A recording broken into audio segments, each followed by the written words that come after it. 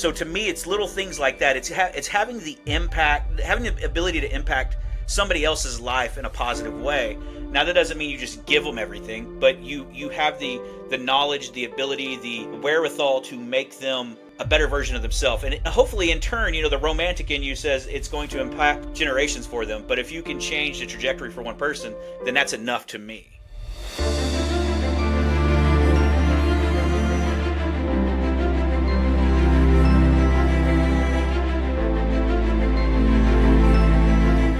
All right, so here's something I've been thinking about. When you're starting a business, there's no confusion about your purpose. It's to make money, create stability, and take care of your family. But then one day you kind of get there. You've created that stability, you've created that foundation, and suddenly the thing that was pushing you forward, it disappears. And that's what we're figuring out here on the other side of enough. I'm sitting down with entrepreneurs who have hit their goals, but they're still searching for something more. We're talking about what business excellence really looks like on the other side. Let's get into it. How are you doing? Good, man. Good. So you want to get Have you going? been to Japan? I have not. Do you want to get going so you don't lose any of the good stuff? Yeah, we're recording now. Oh, okay, cool. Awesome. Yep. What I found is I start recording immediately even before the guest arrives, because a lot of times that first dialogue is like really funny stuff. Yeah, it's genuine and sincere, and especially if they know each Yeah, other. I was telling Mason McDonald, because I wake up and then I do these, right? And so I was telling him that I woke up from a bad dream where in the dream I was doing a skyscraper heist. I was robbing a skyscraper. Okay. And I decided in the dream to take my children with me on the heist. Okay. And it was really stressful because like a 3-year-old, their head's not in the game. They're not a good heist partner. Yeah, she was trying to play with her fish toys in the elevator, and I was getting all upset with her. Yeah. So it's just like funny stuff comes up in the first little bit, and so I like to record it, and then we choose where to begin from there. Okay. Well, sir, why don't you introduce yourself, kind of talk about your background a bit, and then we'll get into some questions. Okay, cool. And your podcast is the enough of the other. The other side of enough. Other side, I'm dyslexic, so other side of enough, and that's pertaining to leaving the W-2 world and going on your entrepreneurial journey. It is, but it talks about what happens after you achieve your goals. What happens after you make the money that you wanted to make. Okay. And you're kind of left in this weird spot where you know you're supposed to be happy because the world told you that if you quit your job. Well, let's talk about it because I've never heard that before. Okay, yeah. Maybe this episode solves the whole podcast question. It doesn't, because you don't ever find that contentment as an entrepreneur. So my name is Justin Sliva. I've been a full-time self-employed person since April of 2017. It was April 19th, 2017. I know the day because I was unceremoniously fired from a position that I was killing it in. So I thought. And I was, at the bright old age of 21, I was offered a job at the railroad, went full-time there at 22, worked my way up from conductor, engineer, to a fast-track management program, and went to band D level at a Fortune 150 railroad. Loved it there. My wife, after we moved 7 times in 8 years, said that she was not moving on the next move for this next promotion. And she wasn't going to leave Fort Worth again because this is home for us. And we ended up I made it to a smaller railroad in town that I would never have to move for. I said, hey, I know you have a guy retiring.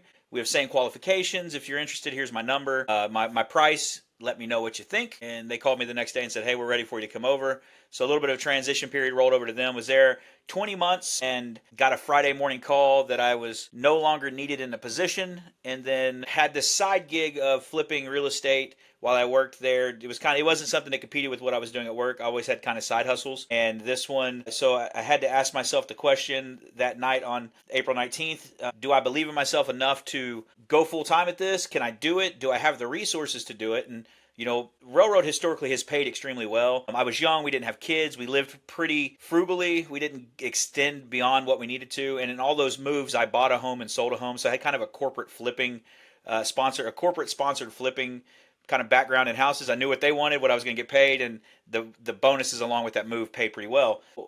I had about, at that time, a net worth of about 750 grand. I had about a year and a half's worth of bills kind of in the bank, just kind of just sitting there. So I put all but 6 months into, I put 6 months into my business and kept 6 months out. So I had a runway, and then just went from there and went full at it. So now today, so it's 2017, we're probably sitting at about a 5 million ish net worth, give or take the day and what I'm doing and how many notes or what's out there of the projects. But to maintain the lifestyle we had, that 6-figure lifestyle we were accustomed to, while raising 2 kids and having a third kid, my wife doesn't work, and ending up to where we are today, still living that dream that I think that most people want, I'm pretty hard on kind of the idea of, what is enough money, what is enough time, and my thought process and all this has changed. Like, what is rich? Because I've met some guys that have Right. way more money than me. But they work a lot, And I was thinking about that this morning. A buddy of mine, his net worth is about 100. His family office net worth is about 130 million, split amongst 2 guys. They're 2 owners, a dad and a son. And I'm following him to work, and he's still going to his office at 8:30 in the morning, and his dad's in front of him in their truck. So both of them in their car going to their office at 8:30 in the morning, and I'm cruising by the post office after leaving the gym, and I'm not in a rush to get to the office, but I kind of have a time I get there, and I'm thinking, man, with enough money to affect multiple generations in their life, they're still in the rush hour traffic going to work. And my Right. mindset is that true freedom? Is that true wealth? And they do their vacations. They go 2 week vacations a year, but are they really living? Or are they so ingrained in I have to do the work at all times, and somebody else is going to enjoy their spoils? And so over the last few years, it's been a mindset shift for me: is what is made it, what is rich, and what is that? And I kind of, I've torn on that thought process now. So what is it? Man, Tell us the answer. I think about so my father-in-law, he was a colonel in the military. His wife didn't want to be a general's wife, and so he retired without the 6 months of war school to become a general. Like, he had been appointed to do Secretary of VA Affairs, and he told me, he said, when I knew my career was over, it was a Saturday morning, and I was watching my daughter play soccer, and just getting to be there during that time. So I think that's the Yeah. the childhood. His daughter meaning your sister. Yeah, my sister-in-law. Yeah. So, Okay. but and she's 36 now, right? So, but Yeah. the freedom to be where you want to be and not where you have to be, I think, is the answer to that. And for everybody, that's different. It could be the idea of, I get to coach my 2 sons' soccer teams, right? To me, that's pretty Right. cool. I don't have to ask for permission. I get to sponsor the team, and everybody gets new jerseys. I don't have to ask the parents for money that are working 9 to 5 trying to make ends meet. So to me, it's little things like that. It's having the impact, having the ability to impact somebody else's life in a positive way.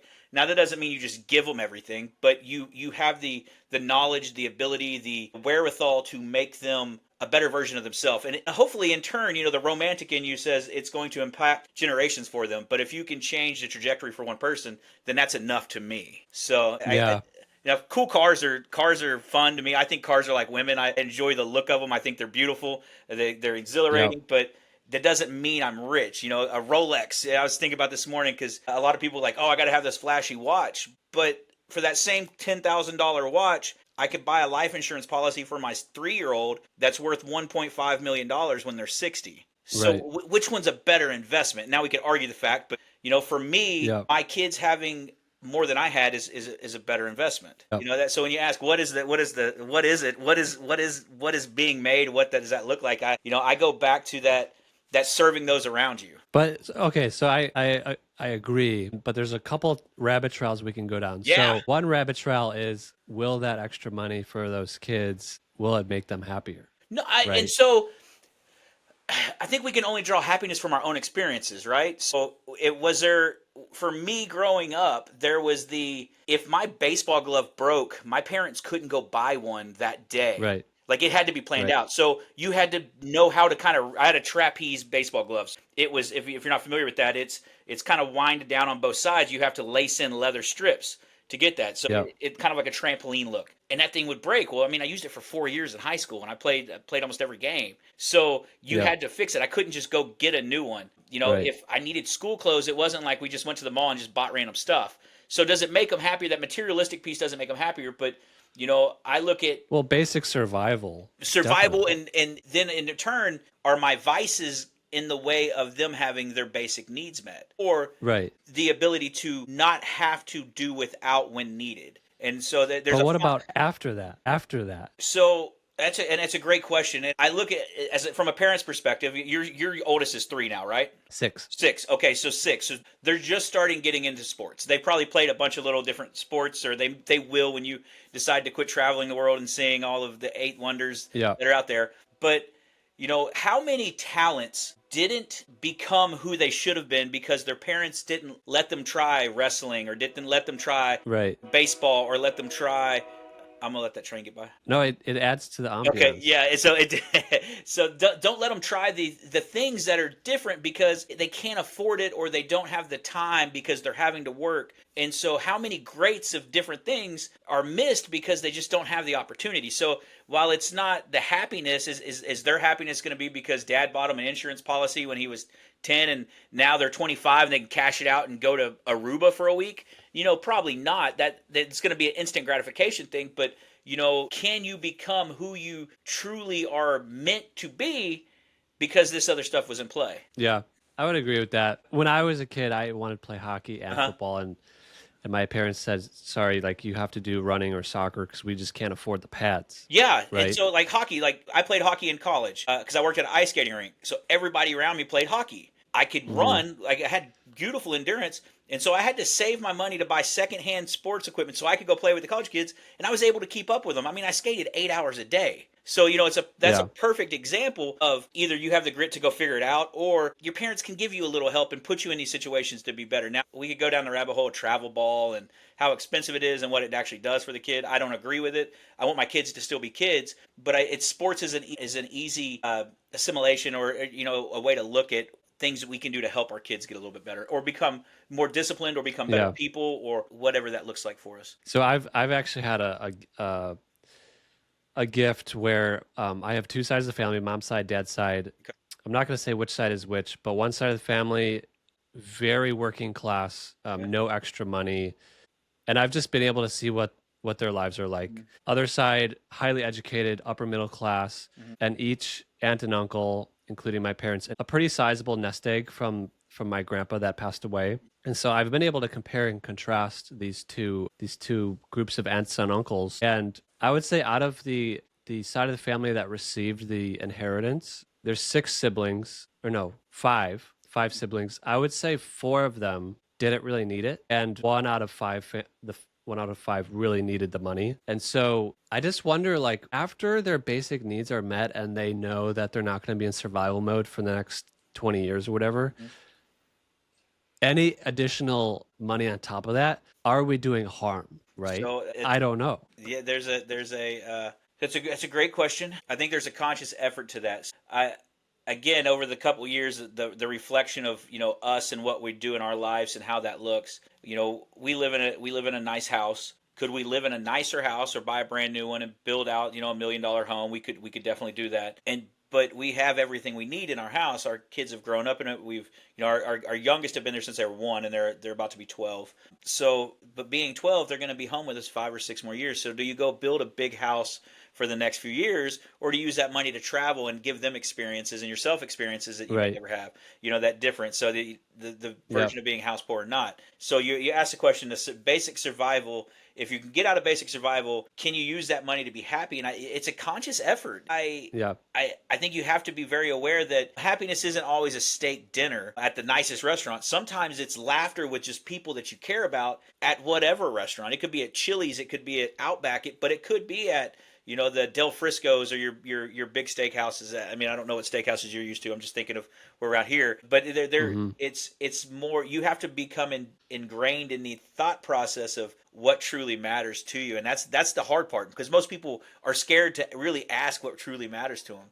I know a lot Right. of one of the things that I've come to in the last few years is the men I want to be associated with can look at themselves in the mirror and they have a creed of who they are. They die on that sword. And in the military, it's given to you, right? And then you decide whether you're Yeah. going to adopt it or not. And then going forward, you carry that into your life. You become mission direct. Our And I have found when I started looking through life amongst other men with that lens, like, does this man really have a creed? Is he going to stand for it? Would he die on that hill? And when they Hmm. won't, you start to see those cracks in who they are, and they're really not happy. They become a chameleon because they're just trying to pander to the person around them versus having that confidence of pure happiness and just looking for what they truly want out of life. Do you think, okay, so you and I, probably about 10 minutes ago, you talked about this. You and I have that time freedom Hmm. that we talked about, Hmm. right? So I'm in Japan for the next 2 months. Hmm. We're going to Taiwan, going to Korea. I wake up, like I have meetings, but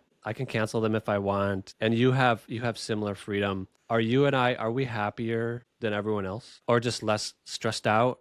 Or just No, I think her stresses become different. And so I look at my wife. She's a stay-at-home mom. She's great at it, right? Her stresses are different than my stresses, and she has the same time freedoms. We can't interchange roles, and it just happens, right? So if I don't earn or I don't put in the investments to make the money, she can't do what she does. Now we can't just magically swap roles. Like, I could go home and right. keep the house, take the kids to school, do the things she does. I may not do it as well as her. I could do it, but she can't do what I do to create that time. Right. So being happier than her, or she happier than me, I think depending on how my personality perceives what that looks like, meaning if happiness to me is to be able to serve my family and I have that ability and she has that time and I find joy and happiness in that, then yeah, I get to be happier than her. And me and her have this conversation a lot, is like, how old are you, Drew? I think you're early 30s. 30, almost 36. Okay, 36. So you're about to run through this phase. You're about to see a big group of your friends fall off,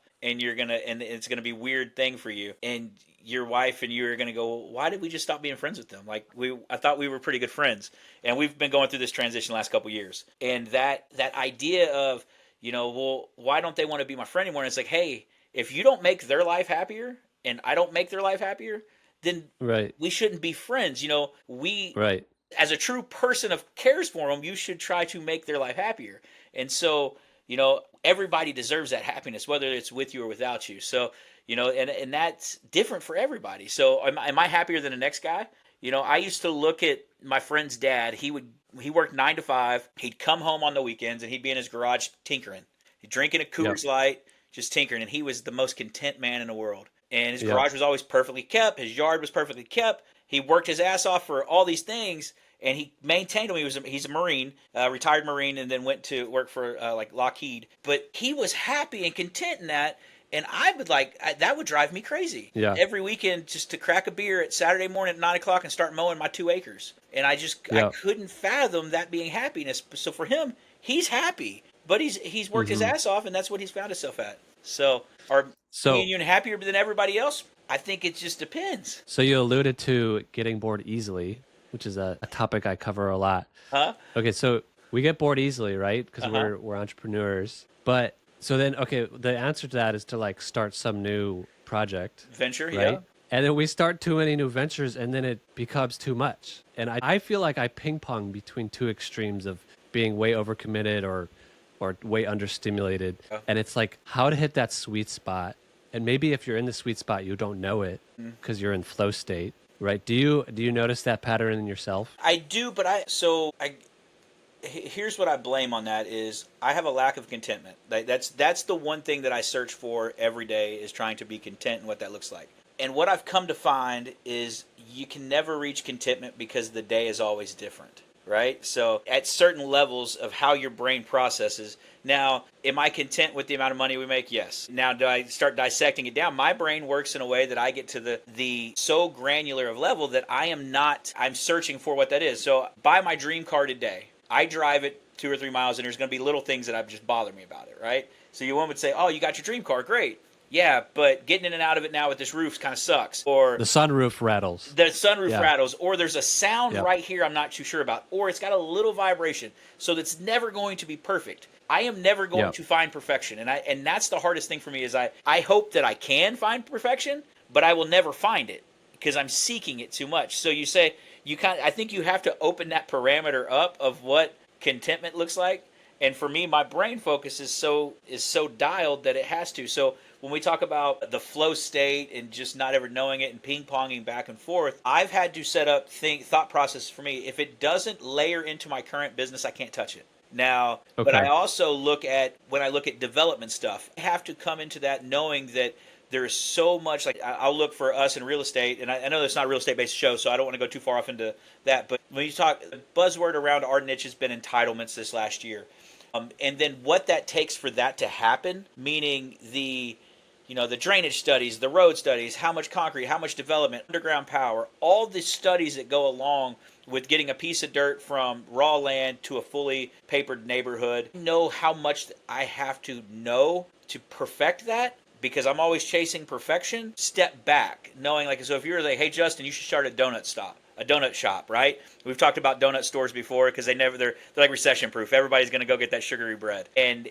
I would be like, okay, to do that, I could build the concept in my head, but actually going behind that, I'd be like, okay, I don't know what kind of fryer I'm going to use. What kind of racks do I need to use? What kind of freezer? Does this frozen or is it a refrigerator? What kind of cases do they need to be refrigerated? Do my microwave? Am I doing a Krispy Kreme style where people can see the conveyor belt? So my mind is already building everything, and I can't allow it to chase those rabbits. So I stop it and say, a donut store is not for me. And that's the ADHD. That's the lack of contentment in what that run through is. So creating boundaries, staying disciplined, Yeah. saying no to things that sound fun, but you know. You want to open my donut store with me too now. You're thinking about it, aren't I you? do. You see the I glaze? use the donut analogy because to me it blows my mind. A lot of newbies will book meetings with me and they're like, "How do you know this business is not going to go away and it's already saturated?" And I'm like, "Just walk into a donut shop and realize what they're doing. They're making money to sell white bread covered in sugar and low quality coffee. And they've been doing it for hundreds of years. Yeah. And it doesn't matter if this business reaches some saturation level, some magical saturation level. Just be the top 40% and you'll be fine." Alex Hormozy, he studied frozen yogurt shops, and he found that to be profitable, you just need to be in the top 75%. Wow. So that's it. That's interesting because me and my wife, our little town has got rid of some frozen yogurt, but they moved to custard now. And I was like, how much custard do you have to sell to run through this? And they made some buildings that are standalone custard shops that couldn't be used really for anything else unless you got real creative.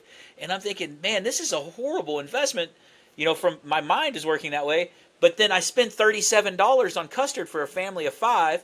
And the wind is a 30-mile-an-hour wind. There's birds everywhere, and it's horrible conditions. But it's Fat Tuesday. My wife is eating horrible before she gets her ashes on Wednesday. And there's 3 other families after us, and all of them bought, another $15 to $20. And I'm thinking, and the drive-through is full. And I'm like, wow, I didn't think. And their cost basis must be like low? It's like 50 cents.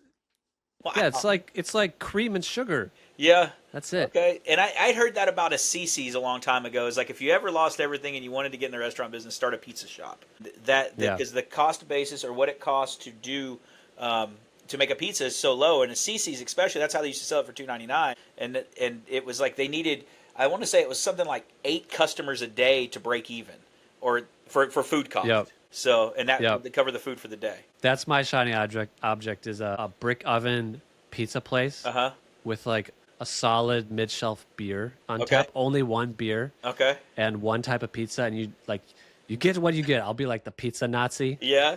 And if somebody else wants anything else, I kick them out. That's my food endeavor is the $1 grilled cheese, and if you want bacon, it's $3. And so it's just white bread, butter, and a slice of Velveeta just cook like that.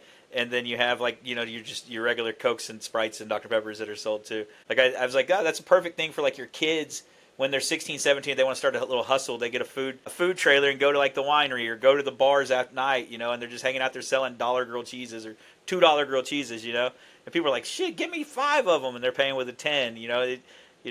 It's little things like that sound fun, but I don't know that I have the energy for it now that I have the time and the money to start it.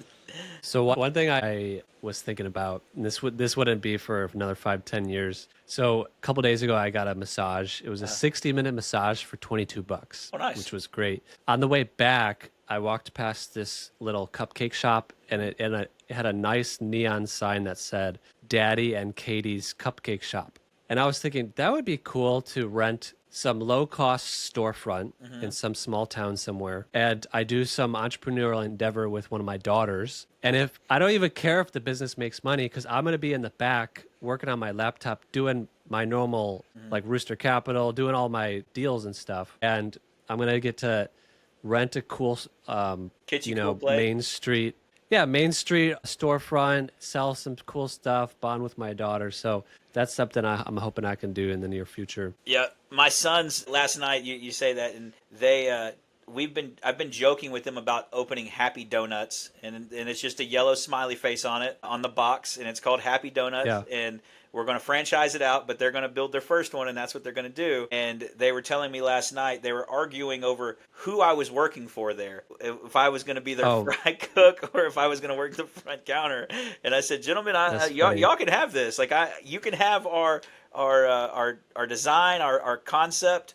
I may hang out in the back or come and drink a coffee in the morning and eat a donut, but I'm not doing it. Then it became that, well, Dad, I'm going to give you 10 donuts a day for free.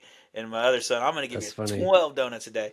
And so we joke about that, but it's like you said, a business like something small that's not got a huge startup. It does have staying power, and in the right location, triangulated between schools, it works. Right. Because it's the quick breakfast. You need a drive-through.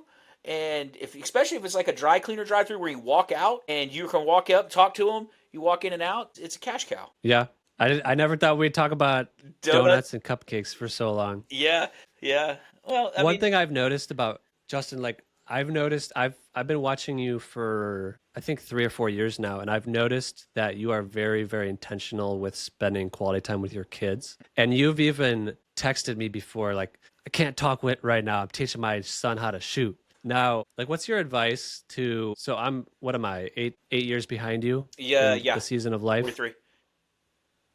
What's your advice to, the generation half a step behind you to build those habits where, I feel like we're afraid that we blink and all of a sudden our net worth is like 3 million more, but we just missed 2 years of our kids' childhood, right? And 2 years, like the time you spend with your kid gets less and less as they get closer to 18. Yeah. So by the time they're like 16. 7 years old, yeah. Like by the time they're 16, you've already spent 90% of your time with them ever. And that's what I was going to say, that the study out there, by the time the kid's 18, you spent 90% of the time you're going to spend with them in their life. And if that doesn't scare the hell out of you as a dad, then you shouldn't be a dad. I don't think, because these you got to understand my upbringing and my background, and so why I'm so intentional with this.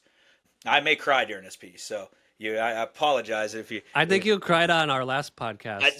I may have. I'm a crier. I think it's good. It's good stuff.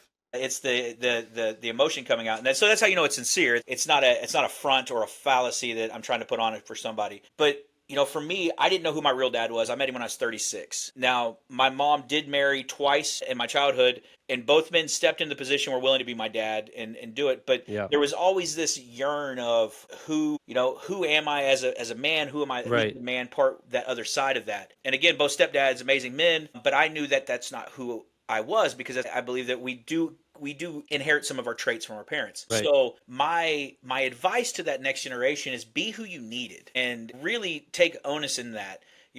When I worked at the railroad and I had the twins, I would be at work 14 hours a day. I'd come home. My wife has been crying with them. I'm able to provide the lifestyle. She doesn't have to go to work. We're not missing anything. She's crying with them when I walk in. My daughter would crawl in my arms. She'd take a breath because she was colicky, and she'd go back to sleep instantly. My wife would be upset, and I'm like, oh, that was the moment. Now, I can say I really missed their first couple years because I worked so much. I was at work by 5 a.m. I was home at 6:37. Give them a bath and we go to bed. I'd see them every other weekend because I had every other weekend off. Now, Big Cheese, who's the youngest, who is our surprise baby, we had him in 2018. I've got to see a new lease on life. I got to see what being a dad was really about through that interaction with him. So, and he's a kid you always see. If you see me on social media, you see the little sidekick I have. He's my youngest. I mean, he's always with me. Like he'll never know the guy that worked all the time to provide, but he will know unconditional love from his dad and that comfort of knowing what that was. And that's what I needed at that time as a kid. I was always felt like the outsider, like I didn't have that person.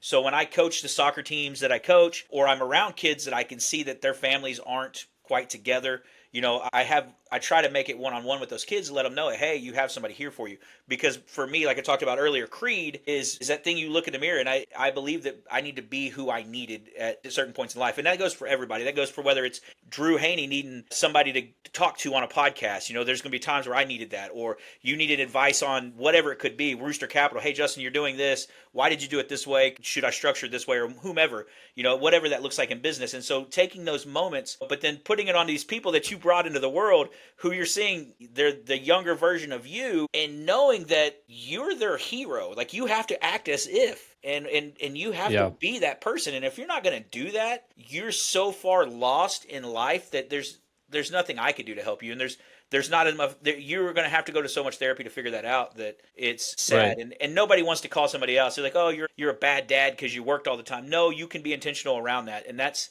part of being the dad, is that sacrifice, right? And that sounds bad, but your kids get it when they're 22, 25. Like, you get like what your parents went through for you now, and you can be empathetic to it. But your kids don't know that now, and you have to understand that it's a 25-year commitment of thanks. So my advice would be that be who you needed and act as if you're their hero. Yeah. And I think we all owe our parents another round of thanks, because I don't think we say it enough. Yeah, I think some parents did better than others. They did what they could do, and you have to come to terms with that. I said earlier, talking about vices and how they get in your way. My mom and my stepdad at the time when I was a kid, they were 12, 18 pack a day drinker, and they smoked 4 cartons of cigarettes a week. The entrepreneurial, like, business minded, money management side of me goes, well, shit, that would have paid for freaking Harvard. Had they not done that and saved, they would have found something else for that money. But you put those onuses on that vice, and you go, okay, well, did that simple indulgence really affect the outcome of me, or was it one of those things? The way I think about it, less about the opportunity cost of the money, but the opportunity cost of my brain. Yeah. Right? If I'm high or distracted or numbed, what billion-dollar business idea am I not coming up with in that moment? That's interesting. Right? That's an interesting way to look at it. I get it though. But at the same time, I don't know about, because Justin, I know you and I enjoy some drinks, and enjoy a good cigar every now and then. I've found that when I do cut that stuff out, which I can do, I've done it for months and months, I just get so bored. Like, sometimes it's just nice to have some bourbon and cigar around a campfire with some friends. So I don't know if you felt that way as well. So you'll see us post at the winery, and we go to the winery because we have a glass of wine, and our kids, it's like 50 acres, and our kids can go run amok. But it's like 5 minutes from our house. So it's like having a really nice, bigger backyard than we have. We live on a half acre, and we have a 10-acre park behind us. But we can sit there and be entertained with live music while our kids go play. And it provides cheap entertainment. It costs us, $20, and then we go have a good time. We bring in like Roses, or we bring in Chick-fil-A, and our kids eat chicken nuggets, go play soccer with a bunch of other kids. So it allows some entertainment. But I'm not a come home, have a glass of bourbon as a nightcap guy. I don't do that. I don't have. I don't drink, just crack a beer because I feel like I need a beer. But I'm not opposed to having a drink. Like, if me and you were out at a business dinner and you ordered a drink, I'd order a drink with you. But it's not something that I just sit at the house and just sit on the couch and watch TV. Well, it's just bad for you. I've stopped buying alcohol at home. Okay. And so now my loose rule is I only social drink, because I've found that, this is my belief, is if you consume alcohol alone, it's a net negative. Okay. Right? Health, and in terms of your mindset and your brain. Mm-hmm. But my belief is if you consume it socially with the right people, with the people that are going to make you better, it tears down everyone's walls, and everyone's much more open, and it actually accelerates that relationship, which is a net positive. It's still bad for your body. Yeah. Right? But it's a net positive. You walk away feeling like you connected with people. Business deals are usually done, and it can just be a nice treat every now and then. Yeah, you made me think of I saw a 2020 special, I think it was, or Inside Edition. It was over MDMA therapy sessions in the redwoods between husbands and wife, where they'd get them up there and they'd give them MDMA, and they would just tell you, because they talked about it, tear down the walls for them, and they were just sitting there and have these amazingly deep conversations of therapy. It's what I was like, okay, maybe they get it. Maybe that works for them, and they just have this amazing opportunity and openness, and they get deep enough into it that it works for them. The wealthiest guy I know, he texts me every 6 months. He wants me to go to Colombia with him and do psilocybin. Okay. Do like a retreat. I just made it sound really shady. It's like a highly structured Yeah, retreat yeah. So with you have like the ayahuasca like, experiences as well down there. You have yeah. the DMT or the toad. The ibogaine treatment's becoming really big for a bunch of soldiers. They've got an 88% cure rate of alcoholism for PTSD patients. So I Oh, mean, wow. there is a logical way for some of that therapy that's going out there, and you know Yeah. we have, I think we're our own worst enemy. And I'm not saying we, but I'm just saying people in general, because we put up these hard boundaries of things that we're not open to say, okay, well, why would I want to go do ibogaine? Well, that does this and this, and it's proven to do this. And some people will say no because it is just it's a drug, or it's a psychedelic of ways. But that rewiring of your brain needs to happen, because in a PTSD situation or a traumatic brain injury situation, your brain was rewired anyway. So now we're trying to find another Right. pathway to fix that problem. And so Yeah. it's interesting to me how we've come as society and starting to find this and starting to work through that. I'm definitely open to it. For me, it's a little bit new. Okay. I want to see some more. I want to see at least a decade of history on it. I do think it's hypocritical. I'm Christian. A lot of the Christian community immediately demonizes it, Yep. right? Because it's scary, it's new. But like usually the same group that demonizes it are the ones that drink red wine and drink coffee, which are both psychedelics. I saw Huberman was interviewing a brain scientist, and he said the most psychedelic moment he ever had was drinking caffeine after a 90-day fast, Oh, right? wow. Okay. And obviously mushrooms, like psychedelic mushrooms, are a whole nother level. But I don't like when people are so binary with things when it's not. Everything's a spectrum. If you want to demonize one thing, just go full Mormon and just don't do any of that. Like no caffeine, no chocolate. Yeah. Stop, make a full stop at every single stop sign. Go exactly the speed limit, because if you want to demonize certain things, like you got to do everything. I think going Mormon is the wrong term for that. I understand what you're You know what I implying. mean, Yeah, though. I know what you mean, because I have a bunch of friends that are Mormon, and they're very devout in their religion, and I even know guys that have done startups and they're still tithing the 10%. And you're like, dude, like you're starting a business, you need to say. He's like, I have to give to the church, and there's a devoutness there Yeah. that is amazing. So I get that, but that you're right. Is what do they say? Like you may, like in the Baptist faith, you'll see them at church on Sunday, but you don't look them in the eyes on Monday at the liquor store. You don't say hi. Yeah. There is. Like you said, you can't be so binary that it doesn't hinder progress or getting you the best treatment possible. I Right. believe that. Yep. Well, let's get into some questions. Yeah. This has been really good. Actually, I think you've broken the record. We've done 48 minutes of intro. Before we haven't even got to the list yet. And if you Okay. need to go, let me know. I Okay. don't have Yeah, a meeting I for do another have hour. again. I'm pretty upfront about the stuff with soccer. So I do have to leave about 4:15 with you. So I Okay. gotta get my daughter and take her to Cleveland for soccer tonight. Okay. So we've already talked about how we would define happiness. Do you ever wonder, Justin, and this actually isn't on the list of questions. Do you ever wonder if like you and I were just on a better, higher paid, more cushy hamster wheel? Ooh. Like, aren't we all on a hamster wheel? Yeah, It's just you I just get think on a better one. I think there's a constant churn and there's a constant grind. And so I know you talk to Josh quite a bit. Josh is a old friend of mine. We've been friends 25 years. I've known him not quite as long as I've known Adam, who's our podcast host or my co-host on Casual Fridays. But I've known him, almost as long. And we talk about that quite a bit because we're always trying to do more. And it's like, dude, we don't have to stress over underwriting these 17 deals today. Like, let's go grab Right. lunch, or doing that. A lot of times though, for people that have self-built or become self-made, that's all they know is that work, that ethic, that hey, the effort I put in, I'm going to get back out. And so it's hard to pull back the reins on that. And we have that conversation at least twice a week on what that looks like for us. And I send him beach houses in Manta, Ecuador about 4 or 5 times a week because I think it's a good Yeah. value. And he's like, yeah, but Yep. it's not this many bedrooms, or it's not this, or the kids aren't coming with you yet. But for me, like that gives me that fallacy of what that looks like, of what's the alternative.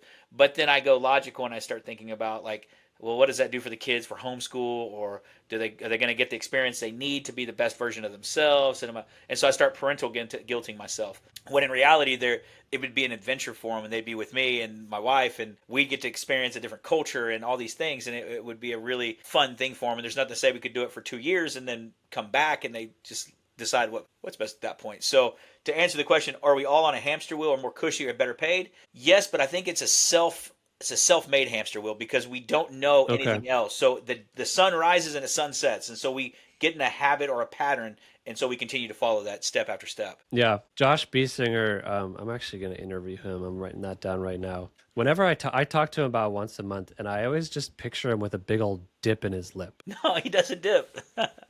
It's so funny. I've actually never met him in person. I Oh, you almost haven't? came to your Mexico event. Okay. Yeah, he's coming to the supercar Did he book? event. Okay. Okay. Cool. He said he will. He was very polite. He's like, Drew, I have a competing business model to you. I don't want to come and poach all your operators.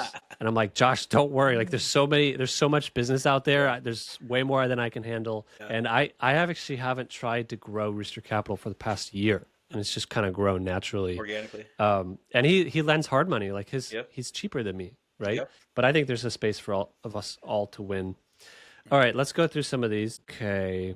We've kind of talked about a lot of this. Here's a good one. So they've done some studies and they've scanned the brains of drug addicts and entrepreneurs, and they found it's like pretty much the same brain. And entrepreneurs have just found better ways to channel obsession. Now, do you believe that balance exists? And if so, should an entrepreneur aim for that, or should an entrepreneur just obsess in the right categories? I don't believe there is a balance. I believe you're to be successful, you have to obsess over what it is and you have to fully commit. So you hear everybody talk about like cliche stuff like burn the boats, and you have to go grind to go all in. There is a amount of sacrifice you need to make to become successful. Like truly successful, not like, hey, I made 10 grand this month and I might make it again next month.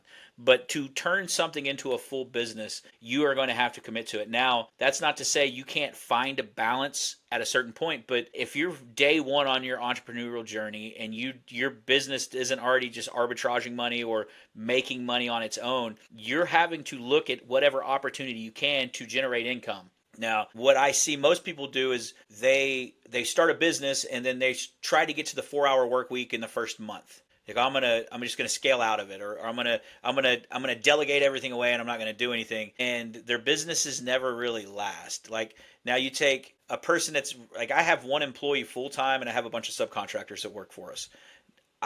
There's some things that I still should delegate out that I haven't yet, but there's also the idea of like, well, I don't feel comfortable with letting that go, and it's not going to move the needle for me either way on the businesses. Now, it may open up a little bit more time, and then $1 billion idea might come, but I'm 7 years in, 8 years in, we're generating what we want it to do, and then it becomes just finding key people for certain positions that are going to take care of it. So, yes, you're going to be obsessed. Yes, if this is month one of my business and I get somebody calls me on a Saturday afternoon about buying a property, I'm answering the call. I'm not just waiting till Monday to call them back. Or if I have a lead come in on a piece of marketing material to buy a property, I'm calling them back. I can't just wait. Friday at noon, they call me at 2:00 and I decide to leave early. I'm not calling them back Monday when I get time. It's calling them as quick as possible. So you have some obsession. You have to give up and some sacrifice there. I would agree. I don't think balance exists. I've spent years thinking about it, and I've hit the point where I'm like, you know what? I'm just going to obsess in the right categories, right?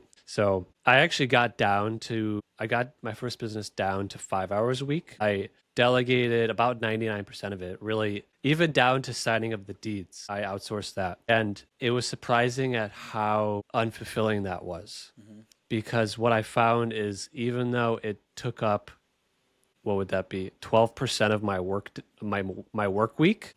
Is that 12%? You're talking five hours of 40. I don't know what your work week is. Yeah. I've worked 100-hour weeks. Yeah. Okay. So it's a small fraction. It's 12% of my work week. I found it still took up like 50% of my brain. And so you have all this free time, but then you're just thinking about the business. And then I don't know if the answer is to just start other stuff so you don't think about the first business, because there's like legitimate fires need to be put out and inefficiencies and problems that only you can solve in some scenarios. So I don't know. It's definitely food for thought. Yep. Okay, Justin, have you gotten bored yet in any of your businesses? You've been doing this for, you said, 8 years now. Bored? No. There's pieces of it that really still like kind of give me the butterflies that I get excited about. And it's when you look at the entire business as a whole, like I could talk to somebody about it and I can make it sound boring, or I could talk about the things that I really enjoy about it. And I think as somebody explains what they're passionate about, you can truly feel passion in that. So like it may be, hey, I could talk say, buy and sell, off market properties and land. Typically, we trade dirt. Have a fund, I'm an SEC fund manager. I can make it sound as boring as that, but there's certain things. It's like, oh man, I get to get these end buyers get these cool ass recreational properties, and they get to go camping on it. And I went out and saw a property the other day. We rented a bulldozer and cut in a road for a lady who was putting an off-grid cabin in. She's a nurse and she wanted to be off-grid, so we sold her 10 acres, national park behind it, has other water going through it. And so as you hear me talking about it, I'm getting excited. And so I'm getting to go out there with her, and she's telling me her plans and what she's going to do. And I'm like, man, this is awesome. Then she pulls out her phone, like any good mom with her baby. This lady Right. pulls out her phone. She goes, Right. look, when it was raining the other day, this wet weather creek came down as a waterfall. And I'm like, fuck, that's a badass video. Will you send that to me? Because it's so cool. And Yeah. you can find it on our Casual Fridays page. But her explaining that to me, and then 2 weeks later, she's showing me where she's putting her deer feeders. And this is a 65-year-old nurse, right? This is not somebody you think is going to be out there in the rain, living off grid, shooting deer. Sends me a picture of this big trophy deer she has. And I was like, that's why I do this. That's why that land had been forgotten about for 25 years from somebody that wasn't excited about it. But now I've got this lady who's a good steward of the land, and I got to be the person to make that happen. So Yeah. I still get excited about that part of my business. Now, signing deeds and closing documents and HUD statements and loan promissory notes, that's just paperwork, Right. right? But if we talk Yep. about what it actually does, I'm still excited about I it. remember it was either last year or the year before you released like exotic, what do you call them? Olex? Oh no, we put the Aoudad. I'm sorry, Audads. the Oryx and the black buck on one of the Oryx. ranches. That ranch sold this weekend. We sold it. We had Awesome. an auction. We cut it into 10 pieces. Right now, as of right now, we have 8 of the 10 under contract for like 2.9 million. So think about that for a one day thing. Now we talk numbers. Oh yeah, 2.9 million in one day. It took us 2.5, almost 3 years to get there. But releasing Right. the Oryx and the black buck on it, that was the first time I got to do that, and that was freaking cool, man. Getting to see the black buck Yeah. run out and the Oryx. But what's cooler is me taking my sons out there to go shoot guns or go hunt, and we're Hmm. walking with my 11-year-old has my AR-15 on him. I've got my great grandfather's gun from my dad, who I recently met when I was 36, and we're hunting together. And my little one's walking with us, and we're hiking and hunting. We're stalking and praying, and you see something move through the bushes, and it's those 2 oryx. You got this exotic Oh yeah. animal sitting on a ranch that you own, looking at you, and we're not going to shoot them. They're mascots, right? Right. But it's Right. still freaking cool because I'm like, scope him up, and he puts a gun up to his shoulder. And he's got it on a scope. It's those little Hmm. things. Like we didn't kill it, and I knew I got a 6-year-old and an 11-year-old walking. We're not going to shoot anything. They're all going to hear Right. it's coming a mile away. But to them, Right. that's a core memory. That's a core memory. They carried the gun hunting with dad. My 6-year-old has a BB gun, so we all 3 got guns, and we're Yep. hiking in this trail. To them, this forest is huge. It's this big ass ranch that we're at. In reality, it's a piece of investment for me. It's just I'm going to buy it and sell it. It's if you look at it that way. Right. But for me, it got to create a core memory with my kids and the excitement piece of that. So there's a story to it, and so that story is what gets me excited. I've thought about bringing, because we just moved our 6-year-old. She was in Mandarin immersion school, public school. It was 90% Mandarin, 10% English. But we just moved her into an independent study program. So she's basically homeschooled now, but she's still going through the curriculum that the school has. And so I could take either kid, the 6-year-old or the 3-year-old, anywhere with me at any time. And I've considered them taking them on all my business trips. Yeah. Because instead of me being gone 7 to 10 days a month and them, like I asked my 6-year-old, I said, what's your favorite thing about daddy? And I forgot what she said. But then I said, what's your least favorite thing about daddy? And she said, you're always gone. You're always traveling. Even though I travel 25% of the time, but still, I've thought about bringing them on those trips, and it would add a layer of complexity. Yeah. Like you can't stay out late, Yeah. right? But I've thought about that because then they get all these core memories, and the only added cost, it's still the same rental car, same hotel. Only added cost is the flight. Yeah. Yeah.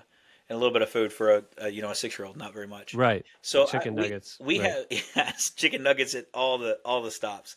So we Yeah. have a friend who took the the route of co-op teaching her kids. One of the smartest females I know. And both of her and my wife went to school as teachers. They both graduated from TCU, early education. They taught the first school together, been really close with them. But she's been able to take her kids all over the world. And she's like, teaching them Spanish, why wouldn't I go live in Costa Rica for a month? Right. And you start thinking about that. You're like, man, am I doing it wrong? And then since they're co-op school, they're homeschooled a lot too. And she's like, the argument that you give a homeschool, well, they're not getting the socialization that you would get at school. And another friend of mine that I think is super intelligent, he homeschools his kids, and he goes, well, what socialization did we really get? We walked to and from class. We had bullies that kind of got away with stuff. We were told to sit and obey in class and just sit there. And so we're driving ourselves crazy in class, and we're not really socializing anyways. But we go to co-op 3 days a week, and so they see another handful of 10 kids. They go to a science thing, and they're on a hiking trip with 5 or 6 other kids. So they're still getting that. It's just not structured in the way that typical school is. And so I often wonder if that we do our children a disservice by going to school. But I also understand the structure needed for some kids and the ability for the parents to go to work to afford so they can do that. So, both of these people have their own businesses, and they're able to have that time, but they see that they think they could teach their kids better. Now, my kids go to public school. My son is 11. He reads at a 12th grade level. My daughter reads at a 10th grade level. They're both math is at the high school level. So could we afford, mentally capacity for them? Could we afford to take a year off and go abroad and let them see the world? Probably so. Right. But, I don't know if that would spoil them in a way that we couldn't go back now. They're like, dude, this is amazing. We're so much better humans because of this. Yeah. Yeah, it's definitely stuff I've thought about, because we could take, we could continue keeping our kids at home, and my wife homeschools and she's doing great. And I've thought about the socializing aspect because, my daughter's not at recess learning how to, deal with difficult kids. She's not learning how to play tag, right? Instead, she's here in Osaka interacting with our old friends from Moldova, right? So a completely different experience. And I've thought about it. She's missing out, the public school, she's missing out on socializing with her cohort. And so the risk, her peers. And so you think through like, okay, what does that look like in 20 years? So she's in her mid 20s and she doesn't understand certain in like generational jokes and slang, right? That's literally the only cost. It's like she misses out on some of that. She doesn't know what Riz Ohio means or whatever the new terms are. I don't even know if I want Slay her. Queen. Don't we want our kids to think different anyways? So why? Yeah, like why saturate them with like a cohort that's going to be employees and sit in a cubicle their whole career, right? Yeah. I don't know. I've thought about that. Yeah. Our kids might be in public school coming this August, by the way. Like, we're still not sure what we're going to do. Yeah. Yeah.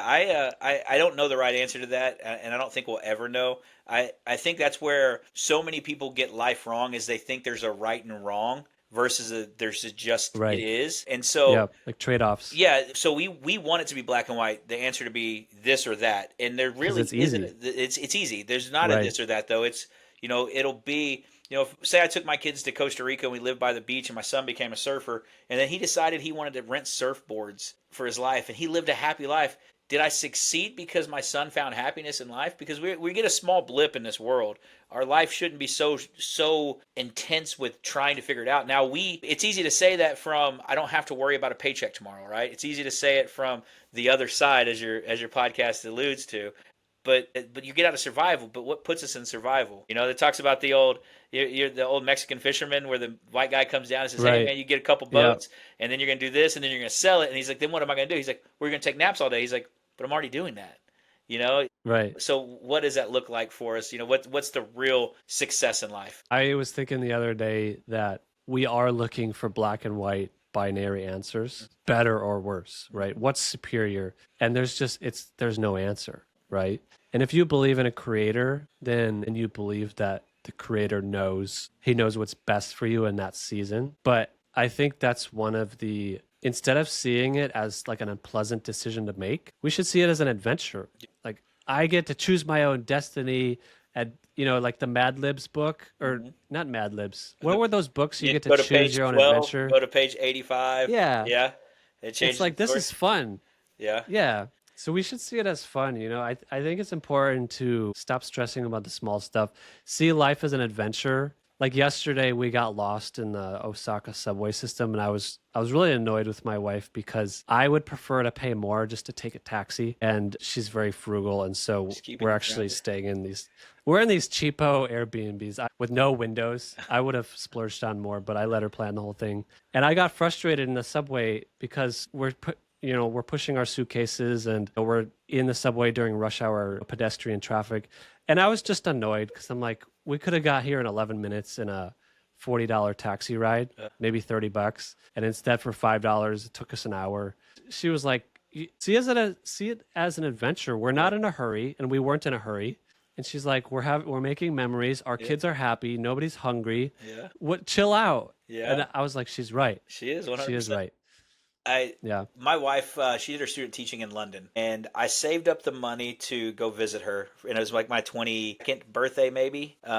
Yeah, I was just turning 22, and saved up the $700 and bought a last minute plane ticket to London. I flew like a red eye back of the plane because it was left over. It was like on Priceline, Hotwire, where you used to bid your price, and I just like put a price that was like 250, and there was nobody on the plane. They're like, "Yeah, we'll take it." So I flew over there, and I tell her, "Hey, I just landed in Heathrow," and she's like, "Okay, cool. Get on the tube. You're gonna go to King's Cross."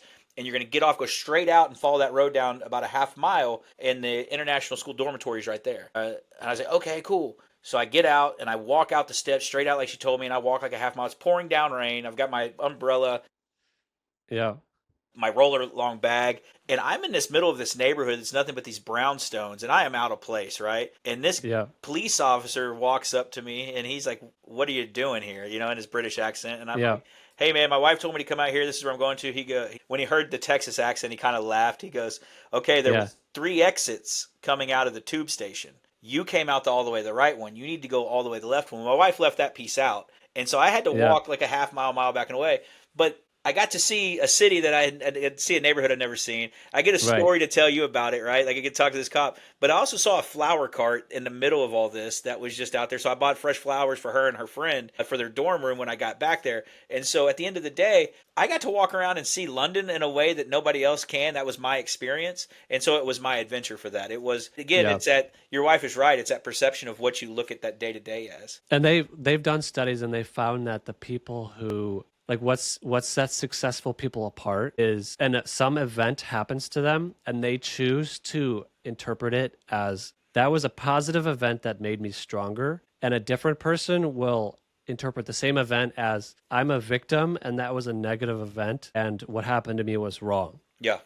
And those two people will have the same exact experience but choose to think about it and frame it completely differently. And to me it's just fascinating because we all have areas to improve and it's so fun to keep growing and it's never going to end, and we're all just playing this big old game of Monopoly and Settlers of Catan and poker, and I'm just excited to be on this journey with you, Justin, and I appreciate your time. Yeah, man. I'm I know your enjoying time it. is valuable. Yeah, I'm enjoying That it. was like $1,500 of your hourly consulting fee. No, man, I'm cheap. I'm cheap. The demand's not there any longer. No, and kind of echoing what you said there. There's the burnt toast theory, where did you did the your toast burning in the morning cause you to slow down and not have something happen to you? And that's been a big focus for me over the last 2 years. Really, is that a guy cuts me off or the train stops and I'm blocked by it. Hey, maybe it's pushing me where I need to be, and just kind of take a breath. And when I do that, I go, huh, Yeah. no, it just is what it is, and I'll be getting there. And we talk about being in survival mode versus being in a flow state. We control that. That's not controlled by a bank account. That's controlled by your mental perception of it.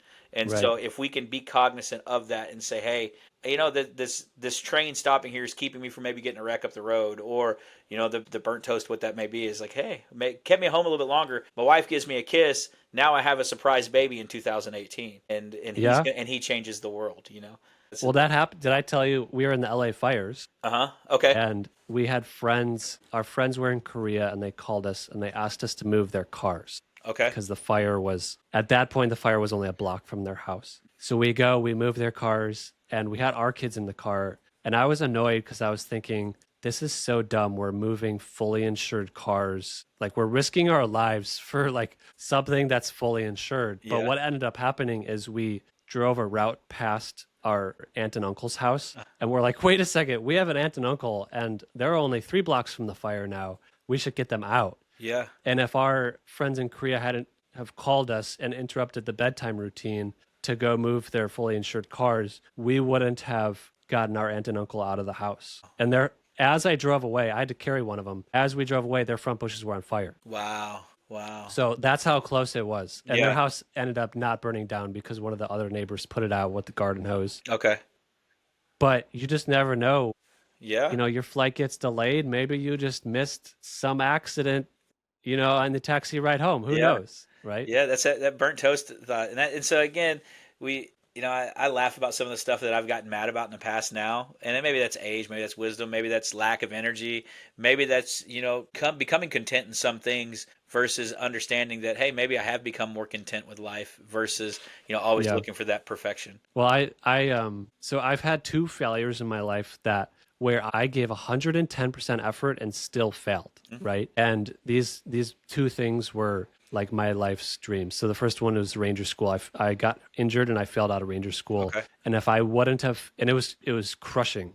And if I wouldn't have failed Ranger School, I literally would not have been, I would not have been stationed at the duty station where I met my wife in South Korea. Okay. Right? And I spent 5 years trading commodities unsuccessfully.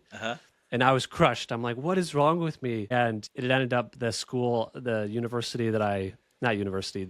online program that I paid to teach me, they ended up getting sued by the federal government for like teaching bogus trading methods. Oh. But if I wouldn't have gone through that, I wouldn't have found the land business. Yeah. Right. Okay. So those 2 things ended up being the best things that happened to me. I know you got to go. Justin, any plugs you want to make? Any events you're hosting? Any way people can get a hold of you? Yeah, events that we've got kind of lined up. We are speaking together at Supercars Inland. So that's kind of lined on the docket. And then the Unconference in August. We're both moderators there. So, if you want to see both of us live and in charge there, that's really what's going on right now, planned live-wise. Outside of that, you've got courses. Yeah, you can catch us weekly we can catch us weekly with Casual Fridays, REI. It's our podcast. We're 520 episodes in it. They're pretty short. They're 15, 20 minutes designed for you to listen to on the way to work once a week. This one we talk about the auction and how it went, and that'll be on Friday. So it's easy to get a hold of. J_J_Sliva on Instagram, Justin Sliva on Facebook. And you kind of get a real picture into my life. It's not a guru sales pitch talking about all the cool business stuff I do. It's just me and my life as a guy. And, I think that's why you asked me to be on here, is just because I'm not trying to sell a course at all times. Of course. I'm just a guy here to help people navigate to their best self. I love it. And those URLs for the events are milkhoney.land and landunconference.com. And then his podcast is Casual Fridays. Cool. Thank you, sir. Appreciate you. Would love to have you on again. Yes, sir. Yes, sir. And have fun at the soccer practice. Yes, sir. All right. That's it for today. I hope this conversation got you thinking and maybe even questioning a few things. And that's the point. This isn't about having all the answers. It's about figuring it out together. If this episode resonated with you, share it with someone who might need to hear it.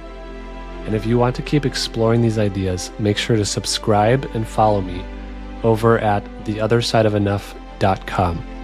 Let's keep the conversation going and see you next time.